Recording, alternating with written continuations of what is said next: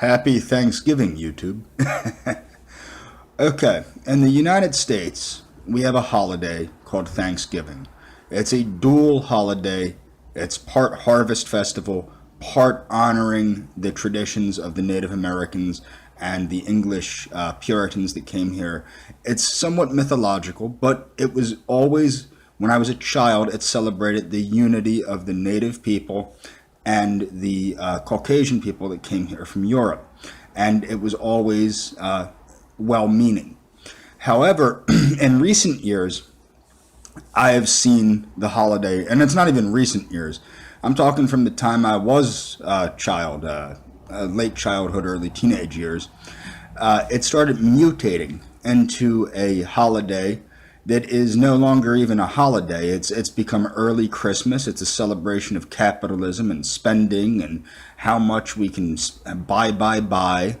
A celebration of American football, and which it had been a celebration of American football for quite a while, but now its focus is on American football, capitalism, and of course, like Indigenous Peoples Day, which used to be Columbus Day, it has become a day to turn Amerindians, Hispanics, and whites against each other.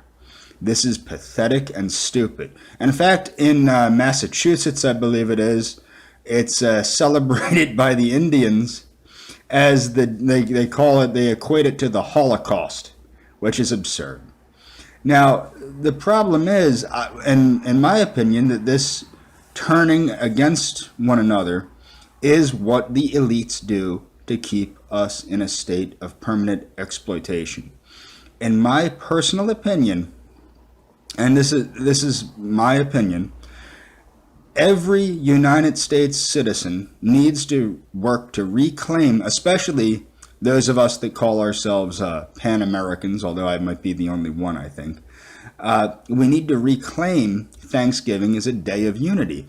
And instead of pointing to mythological folk legends about how the American Indians taught the Pilgrims how to grow corn and all this crap, how about we look toward the new unity of a Pan-American Union, about the goodwill that we should have toward one another, and about the greatness that is the Americas, about the greatness of our unique cultures of the American nations, from the United States, from Greenland to Argentina, all of us, we have our unique cultures. And on top of that, our cultures, again, we are not a continuation of Europe. We are distinct and we are superior. We created a better civilization, thriving metropolises, beautiful rural areas, in much less time than in Europe. And in my view, we need to stop looking at what separates the white Americans and the Hispanic Americans and the Amerindians and start looking at what unites us. Because a lot of people don't understand about the Americans, all of us, we are not, we all share culture.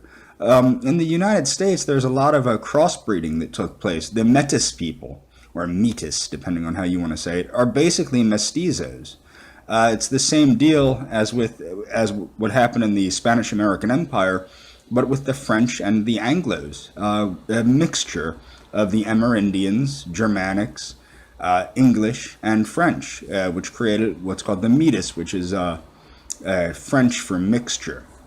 Now, again, this glorification of capitalism is pathetic. That takes away from the spirit of unity. It causes classism, which is another thing we need to look away from and stop this classist nonsense.